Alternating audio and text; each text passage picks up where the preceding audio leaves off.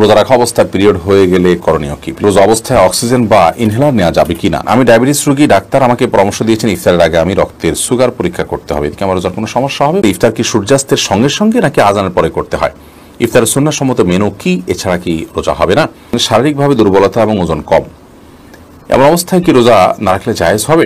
Insulin বা injection নিলে কি রোজা ভেঙে যায়? রমজানের রোজা রাখলে শুধু 1 বছরের গুনাহ মাফ হবে নাকি জীবনের পেছনের সকল গুনাহ মাফ হবে?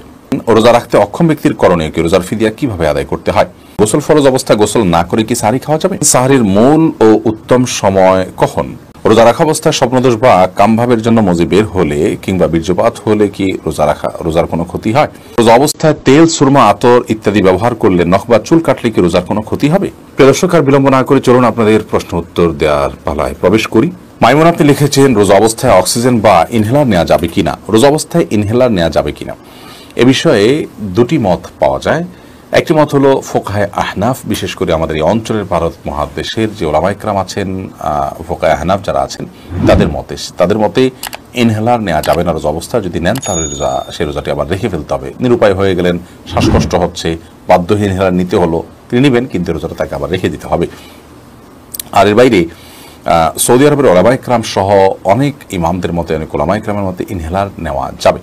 শেখ মোহাম্মদ সালেহ আল মুনাজিদ হাফিজাহুল্লাহ ইসলাম QA-তে ইনহেলার রোজা অবস্থা ইনহেলার রাখা প্রসঙ্গে একটা বিস্তারিত এবং চমৎকার গবেষণা পেশ করেছেন। আর তা হলো, তিনি বলেছেন যে ইনহেলারে যে আমরা আপনার প্রেসার দিয়ে যে ইনহেলারটা নিয়ে থাকি নাকে বা মুখে, এই ইনহেলারে সাধারণত মুখে সাধারণত এটা হয়। তো এই ইনহেলারে যেটা থাকে এটা গ্যাস, এবং এই গ্যাসটা সাধারণত সামান্য একটু আপনার মেডিসিন যেটা তরল, সেই মেডিসিনকে আবার এত ভাগ করা হয় যেটা আসলে কোনো আপনার এটাকে ভিজুয়াল করা বা দৃশ্যমান করা একরকম অসম্ভব।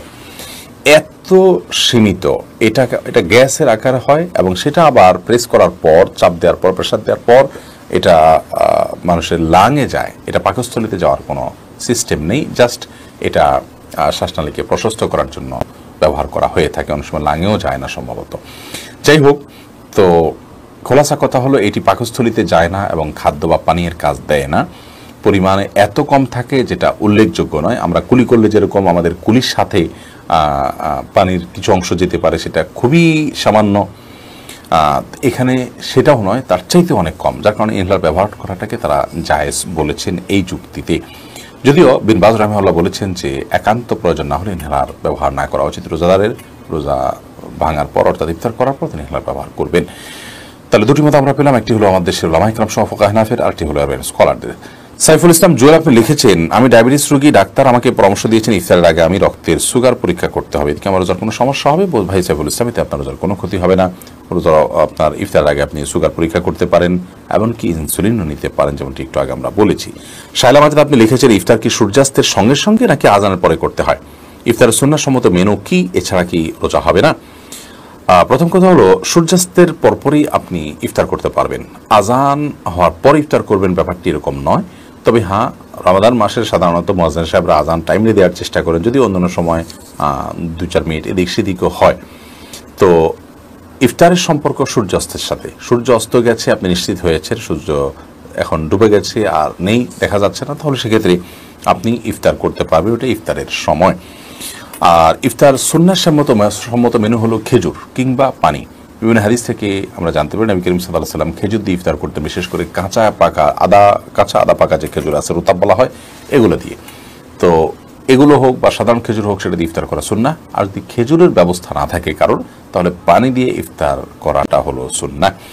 আর ইফতার ছাড়া রোজা হবে না এরকম কোনো কথা নেই, ইফতার ছাড়াও রোজা হবে। আর এগুলো ছাড়া অন্য কোনো কিছু দিয়ে আপনি রোজা ভাঙলেন, যেমন আপনি বুট মুড়ি খেলেন বা অন্য কিছু খেলেন, তাতে আপনার রোজা হয়ে যাবে ইনশাআল্লাহ বিদিনিল্লাহ, কোনো অসুবিধা নেই। কেউ আজকাল শুনছি বলছেন যে বুট খাওয়া বিদআত হবে। বুট খাওয়া বিদআত হওয়ার কোনো কারণ নেই, এটি একটা মুবাহ কাজ, কেন এটা বিদআত হতে যাবে?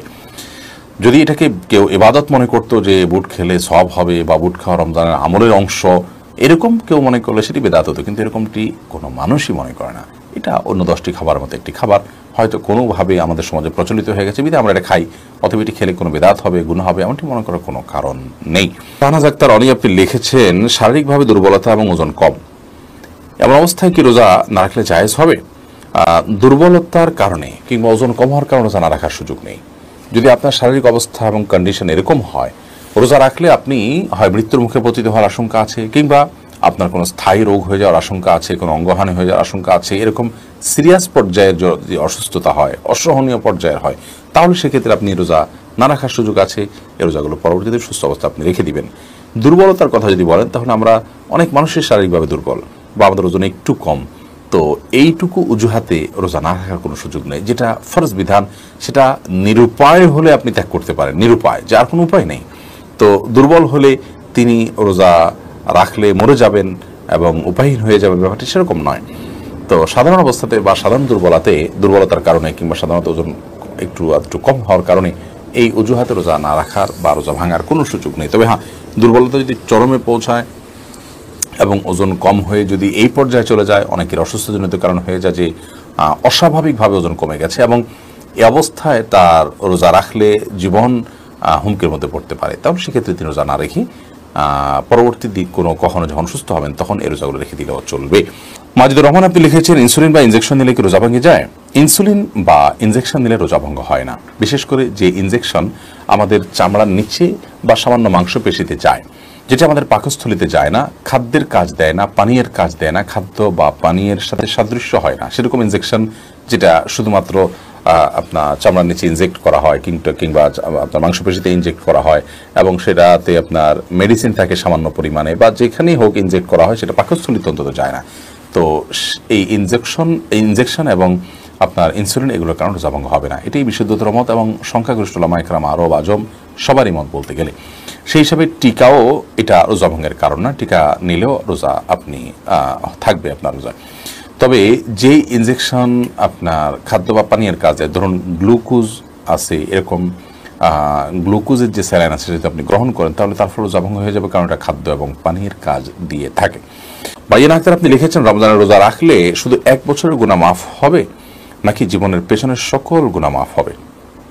বোন বাইয়ান আক্তার, নবী করিম সাল্লাল্লাহু আলাইহি ওয়াসাল্লাম বলেছেন, মান সামা রমাদান ঈমানান ওয়া ইহতিসাবা, যে ব্যক্তি রমাদান মাস ব্যাপী রোজা রাখবে ঈমানের সাথে, ইখলাসের সাথে, নিষ্ঠার সাথে, গফিরা লাহু মা তাকাদ্দামা মিন যামবিহি, তার পেছনের সমস্ত গুনাহ মাফ করে দেওয়া হবে। এই হাদিস থেকে বোঝা যায় গোটা জীবনের গুনাহ আল্লাহ তাআলা মাফ করবেন, 1 বছরের নয়। তবে হ্যাঁ, এখানে গুনাহ মাফ বলতে ছোট ছোট গুনাহের কথাই বোঝানো হয়েছে, কারণ বড় গুনাহ এবং কাবিরা গুনাহ যেগুলো, সেগুলো তওবা ছাড়া মাফ হবে না। বিধায় সিয়াম যদি রাখার পাশাপাশি আপনি তওবায়ে নাসুহা করতে পারেন, সিয়ামের যে বার্তা সেটা যদি আপনি ক্যাচ করতে পারেন, টেক করতে পারেন, ধরতে পারেন, এবং সেটা ধরে যদি আপনি পেছনের সমস্ত কৃতকর্মের জন্য লজ্জিত হয়ে আল্লাহর কাছে ক্ষমা প্রার্থনা করে ভবিষ্যতে আর এই সমস্ত পাপাচারে লিপ্ত হবেন না মর্মে সংকল্প করেন, তাহলে এটি তাওবা হয়ে গেল।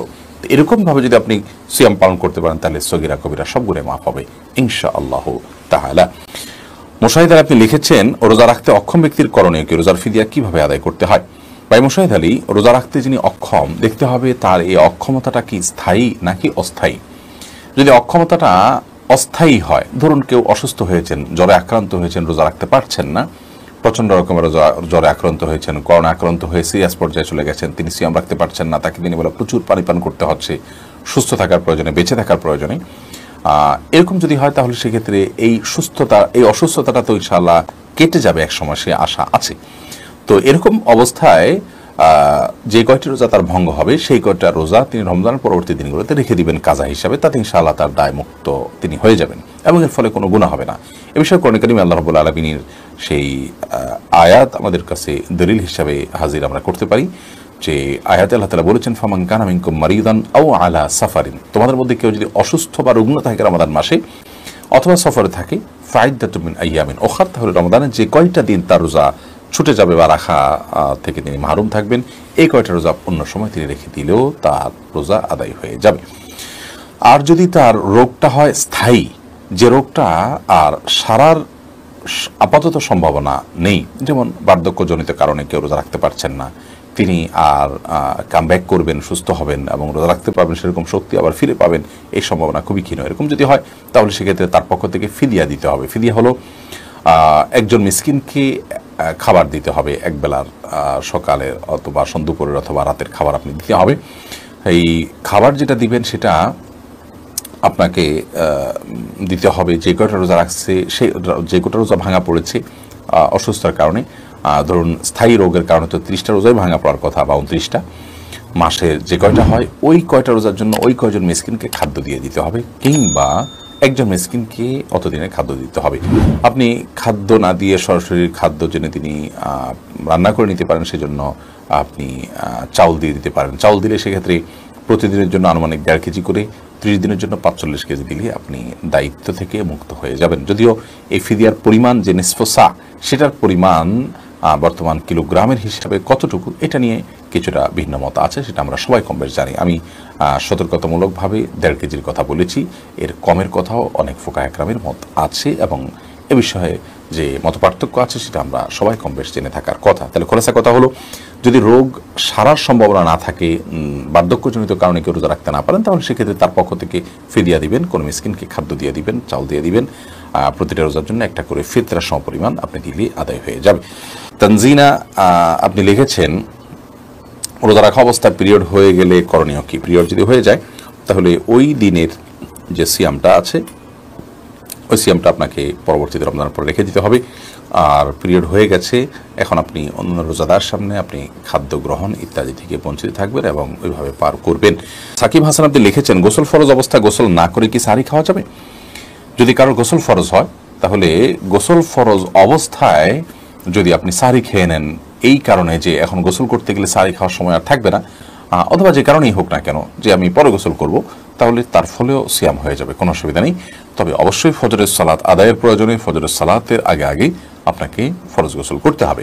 কিন্তু গোসল ফরজ হওয়া অবস্থায়, অর্থাৎ শরীর অপবিত্র অবস্থায় যদি কেউ খাদ্য গ্রহণ করেন এবং সাহরি খেয়ে ফেলেন বা রোজার নিয়ত করেন, তাতেও রোজা হয়ে যাবে, সাহরি হয়ে যাবে, কোনো অসুবিধা নেই। যদিও গোসল করে তারপরে খেতে পারলে সেটা উত্তম, তা বলাই বাহুল্য। মাজেদ মুন্সি আপনি লিখেছেন, সাহরির মূল ও উত্তম সময় কখন? আজানের কতক্ষণ আগে সাহরি খেয়ে শেষ করা উচিত?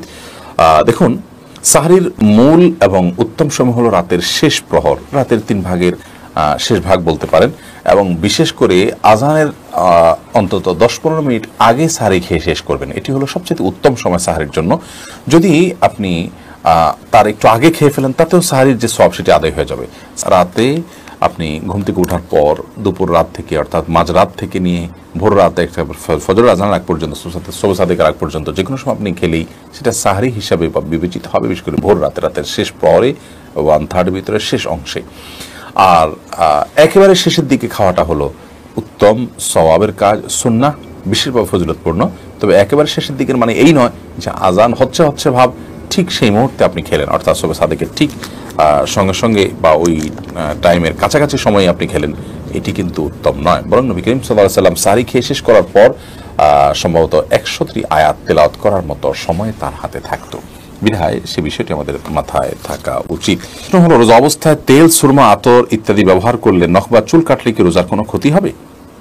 রমাদান মাসে রোজা অবস্থায় তেল, সুরমা, আতর এগুলো ব্যবহার করলে রোজার কোনো ক্ষতি হবে না। ঠিক একইভাবে চুল, নখ ইত্যাদি কাটলেও সিয়ামের কোনো ক্ষতি হবে না, কারণ এগুলোর কোনোটাই খাদ্য কিংবা খাদ্যের সাথে সাদৃশ্যপূর্ণ কোনো বিষয় নয়। যদি আপনি রোজা রেখে খাদ্য গ্রহণ করেন, পানীয় গ্রহণ করেন, কিংবা খাদ্য বা পানীয়ের কাজ দেয় বা এটার সাথে সাদৃশ্য হয়, এরকম কোনো কিছু আপনি করেন, তাহলে সেক্ষেত্রে সেটি সিয়াম ভঙ্গের কারণ হবে। আর রোজা রেখে একজন মানুষ যদি তেল ব্যবহার করেন, সুরমা ব্যবহার করেন, আতর ব্যবহার করেন, কিংবা চল বা নখ কাটেন, তাতে না সেটা খাদ্যের কোনো কাজ দেয়, না পানীয়ের কোনো কাজ দেয়, না তার সাথে কোনো এর সরাসরি কোনো সম্পৃক্ততা বা সাদৃশ্য আছে, বিধায় এগুলো করলে সিয়াম ভঙ্গ হবে না, রোজা ভঙ্গ হবে না, কোনো অসুবিধা নেই। শাহেদ আলী আপনি লিখেছেন, রোজা রাখা অবস্থায় স্বপ্নদোষ বা কামভাবের জন্য মজি বের হলে কিংবা বীর্যপাত হলে কি রোজার কোনো ক্ষতি হয়?